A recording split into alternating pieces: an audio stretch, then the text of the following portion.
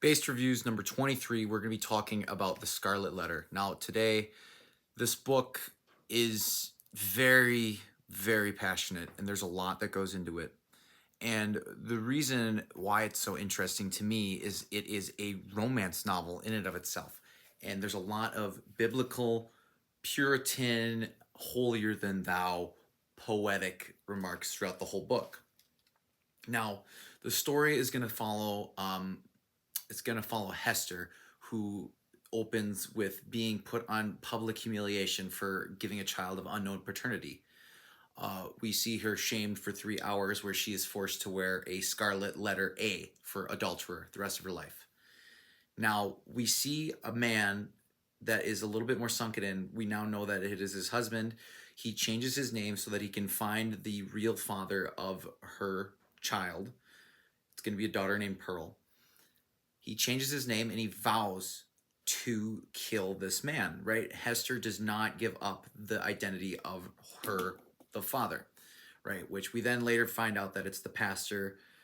His name is, I forget his name, but it's the pastor that has been interviewing her and ends up living with Chillingsworth, the guy that is trying to kill him. He does not know the identity. And throughout the book, she has become an outcast. She makes a living doing needlework and making poetry, or not poetry, she makes embroidery. Pearl, her daughter, becomes a little bit more like a child, more fascinated with the letter A and how it becomes a symbol of beauty in her eyes. So again, this once iconic symbol of shame and sin has now been in this girl's eyes something of beauty. Very interesting, the dynamic at play there. She ends up meeting with the father, the pastor, in the field, in the woods. They talk about what they're gonna do.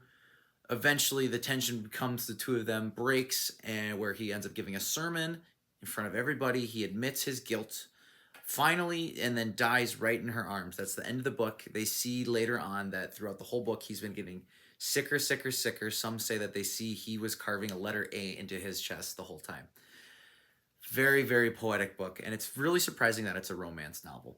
Now, who is this book for? This book is for people that want to learn a little bit more and explore the ideas of sin, impurity, and love and passion, right? What does it mean to love? What is love when it's suffering, right? Are you willing to suffer for the ones you love? Is love really something worth it when you're not able to express that with each other in due time, right? Does love last, or is love a fleeting moment?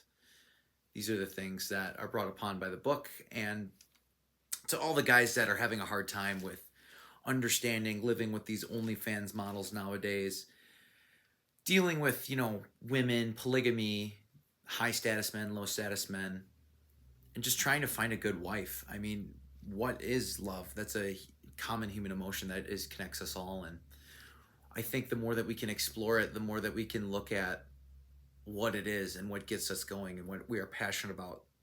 That is true love. So when it comes to this book really made me explore what my passions were. How far am I willing to go for my love?